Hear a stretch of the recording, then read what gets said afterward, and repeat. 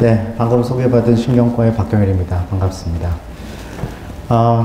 오늘 말씀드릴 내용은 위험한 두통의 감별법 이렇게 말씀을 드렸는데, 진료를 하다 보면 진료실에서 서로 의사와 환자가 멍하게 쳐다보는 경우가 있는데요. 막연하게 머리가 그냥 아파서 왔다 이렇게 말씀하십니다. 의사는 머리가 어떻게 아픈지 어디가 원인인지 듣고 싶은데 그냥 사진을 찍고 싶어요. 머리가 아팠는데 혈압이 높았어요. 이런 분들이 상당히 많습니다. 머리가 아프고 불편할 때 여러분들은 이런 이제 막연한 불편감 외에 의사가 원하는 이런 거를 한 번쯤 생각해보고 병원에 가면 좋죠. 언제부터 시작됐는지. 언제라는 게 없다가 생긴 두통은 관심이 있습니다. 근데 항상 있던 두통에서 별로 내 몸에 큰일이 없었는데 지금 조금 심해진 거는 좀 관심이 덜합니다. 덜 위험하다는 뜻이죠. 자, 갑자기 시작, 천천히 시작. 모든 통증은 없다가 생기면 갑자기 생겼다고 느낍니다. 근데 여기서 갑자기 시작이라는 거는 누가 지나가는 사람이 나의 뒤통수를 때리면 그게 갑자기입니다. 처음부터 센 강도로 시작되는 경우죠. 그걸 갑자기. 이건 천천히 시작한 거, 갑자기 시작하는 거하고는 또 우리가 위험도가 많이 차이가 납니다. 어느 위치냐? 또 병의 진단에 도움이 됩니다. 이제 뒤통수가 아프면은 의사는 뒤를 더 유심히 볼 것이고, 옆머리가 아프면 옆머리를 더 유심히 볼 겁니다. 어떻게 아프세요? 이것도 상당히 묘사하기가 어려운데요.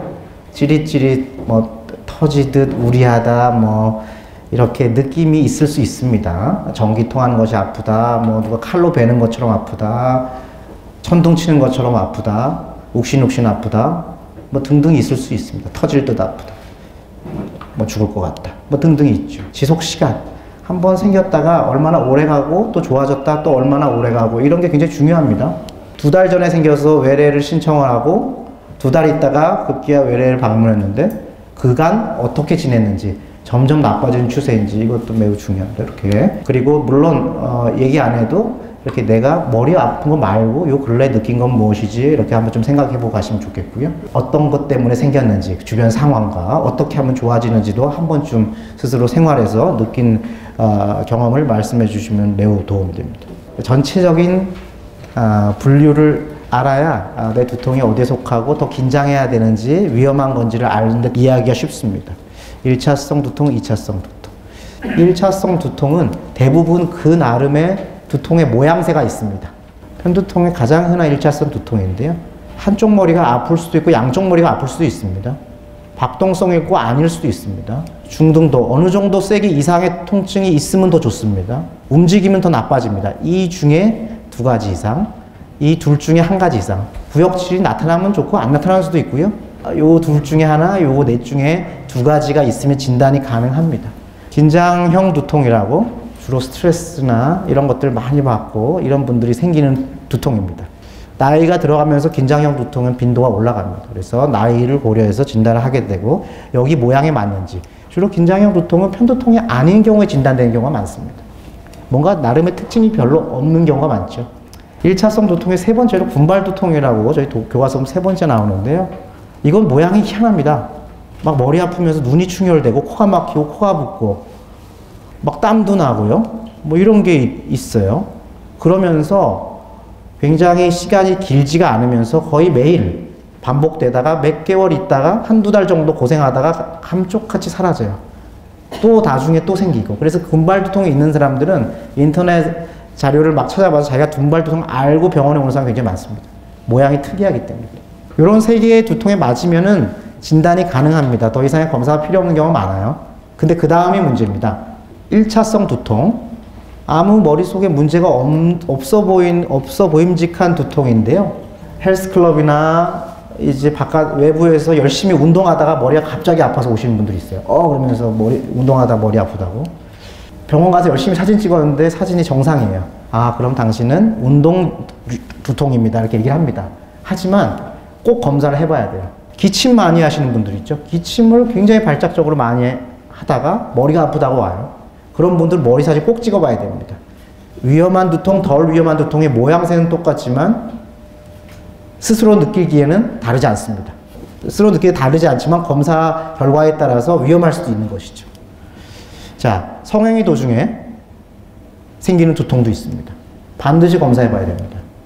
물론 검사에서 정상인 경우도 있죠. 정상인 경우는 이에 해당되고 이때는 약물로 치료하면 되는 거고요. 벼락두통이라 그래서 갑자기 극심한 통증이 벼락 치듯이 머리를 칩니다. 그래서 옵니다. 반드시 검사가 필요하고요. 저온 자극 두통. 이건 뭐냐면 추운 데 가서 머리 아픈 겁니다. 여러분들 여기 가벼운 타입은 아이스크림 드실 때 머리 아픈 사람들 있죠. 네, 저를 포함해서. 이게 이제 그렇게 흔하지 않습니다. 한 20% 된다 그러는데요. 차가운 아이스크림 먹을 때 머리가 아파요. 네, 저는 그럴 때만 머리 아프거든요. 저온 자극 두통.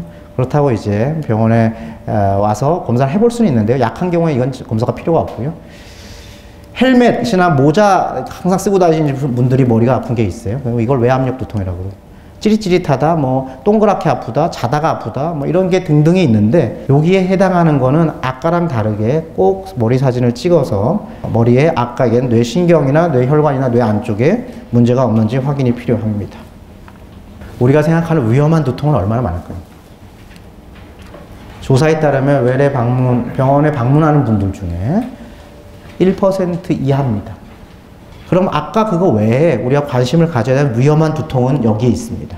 머리와 목의 외상. 이런 거죠. 머리 쿵 다쳐갖고 뇌출혈 있는 거. 보통 다쳐서 머리 안쪽에 이렇게 피가 고이는 경우는 수술해야 되는데 다치지 않고도 피가 고이는 경우가 있긴 있습니다. 그래서 여기서는 이제 외상을 따지니까 쿵 다치고 그다음부터 머리가 아프다. 이런 상황이면 반드시 그 강도가 세지 않더라도 머리 사진이 필요합니다. 혈관, 뇌졸중이 왔다. 머리가 아픕니다. 하지만 이런 분들은 고민하지 않죠. 뇌졸중 증상이 워낙 심하고 참을 수 없는 증상이기 때문에 병원에 가게 되죠. 그런데 가끔 이런 게 있어요. 갑자기 머리 아프고 토를 했어요. 이런 게 이제 나중에 중요한 증상들인데 그랬더니 뇌에 있는 정맥이 막혔어요. 이런 사진은 보통 MRI로 나타나지가 않아서. 그래서 이런 것들을 이제 의사들은 관심을 가지고 또 필요한 경우에 검사를 하게 되죠.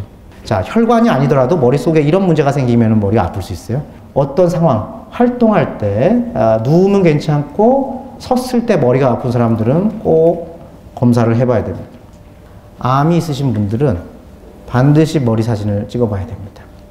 두통을 그냥 넘겨서는 절대 안 되죠. 머리 쪽에 있는 감염, 바이러스나 이런 감염이 머릿속에 들어오면서 여기 뇌고요. 여기가 이제 염증이 생기면서 여기에 혈관이 많이 있거든요. 그래서 통증을 느끼는 겁니다. 항상성 이상 관련. 이건 무슨 얘기냐면 뭔가 변하지 않는 상황에서는 괜찮은데 변할 때 통증을 느끼는 사람들이 있습니다. 고산지에 가면 머리 아픈 사람이 꼭 있어요. 안 아픈 사람도 있어요. 비행기 타면 머리 아픈 사람도 있습니다. 기압이라는 것이 머리를 자극하는 거예요. 거기에 민감한 체질을 타고난 겁니다. 수면 무호흡이 있는 분들은 주로 증상이 낮에 많이 피곤하거든요. 피곤한데 두통으로 말씀드리면은 주로 오전 중에 뭔가 머리에 무거운 느낌 이게 있는 분들이 많아요. 우리 신장이 안 좋은 분들 투석할 때 다양한 이제 혈액 성분이나 그리고 또 이제 이 혈액 성분이 변하고 혈액 부피가 변하기 때문에 이런 것들 때문에 통증이 있는 경우가 있고요. 자, 배고플 때 머리 아픈 사람도 있습니다. 네, 상당히 있어요. 그래서 시기, 두통의 시기, 어디 갔느냐, 그 다음에 잠자고 깼을 때냐, 아니면은 식사와 관련된 것이냐, 이런 것들도 이제 항상 일정한지 안 일정한지 자기의 두통을 이제 생각해 보면 진단하는 데 매우 도움이 됩니다. 고혈압 관련 두통에서 상당히 오해가 많습니다. 두통은 고혈압 증상 중에 증상이 아닙니다. 갑자기 멀쩡하던 두통이 다양한 원인에 의해서 180 이상 올라가면 고혈압 두통이 생길 수가 있는데 매우 드뭅니다. 어떤 약을 쓰다가 안 쓰거나 어떤 약을 썼을 때 머리가 아프신 분들이 있어요. 근데 이게 뭐 위험하다고 보지는 않지만 우리가 흔히 두통의 치료하고는 좀 다른 측면이 있는 거죠. 또 하나는 약물에 의한 두통이 있는데요. 발기부전 치료제 이런 것도 혈관을 늘린 약이기 때문에 혹시나 그런 순간에 두통이 생긴다면 약에 대해서 중단하거나 다른 대책을 마련해야 됩니다. 머리뼈, 목, 눈, 귀, 코 등등 치아 이런 것들이 문제가 있어도 머리가 아프다, 목 목 디스크, 머리 아플 수 있습니다. 가능합니다.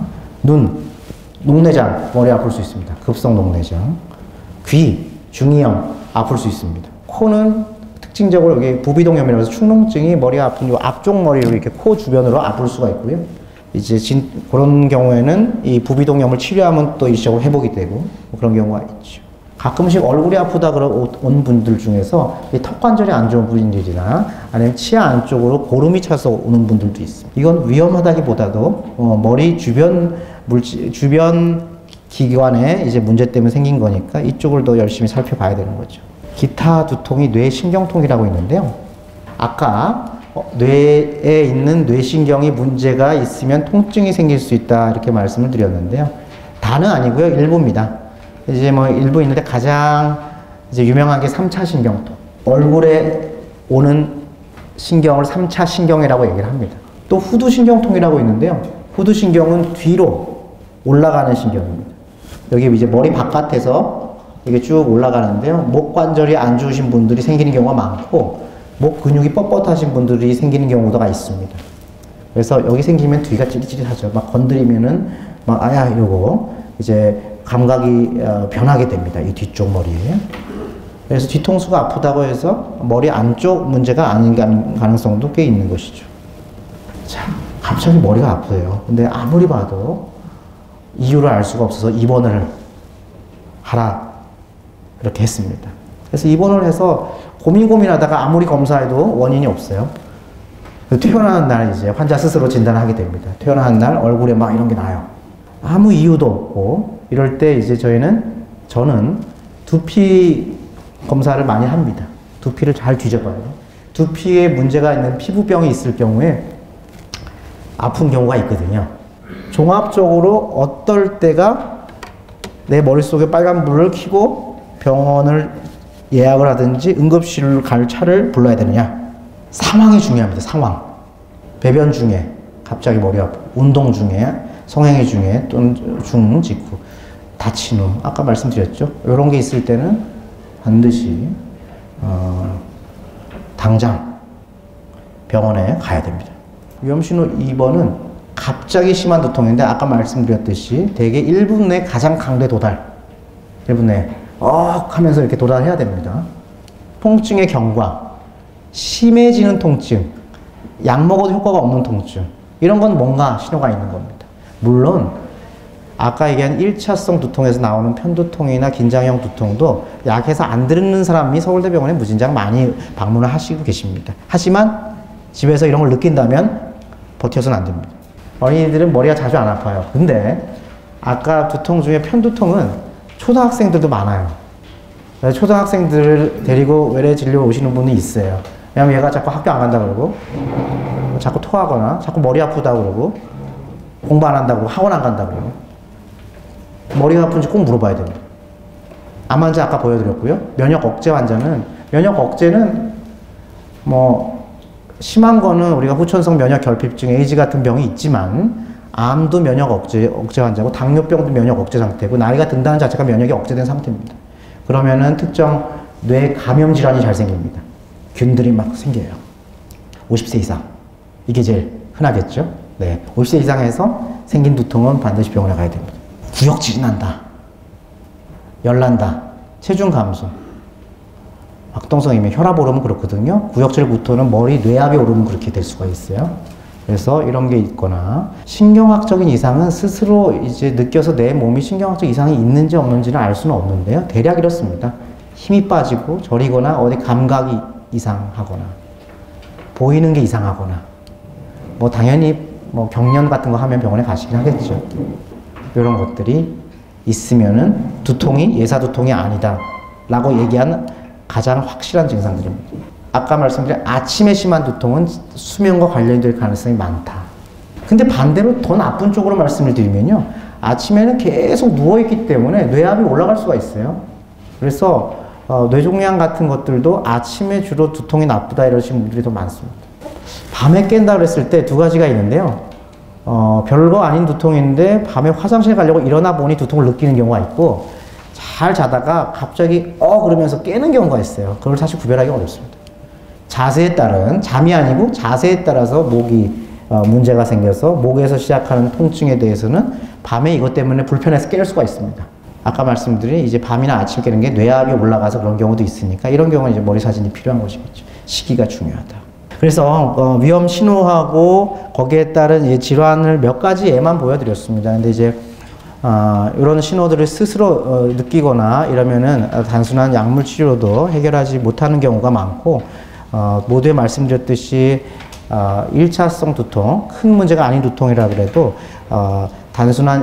단순히 진통제만 계속 드셔서 두통을 악화시키는 경우도 있기 때문에 약물 과용도 항상 우리가 염두에 두고 스스로 관리하시거나 병원에서 꼭 상담을 받으셔야 되는 내용이 되겠습니다.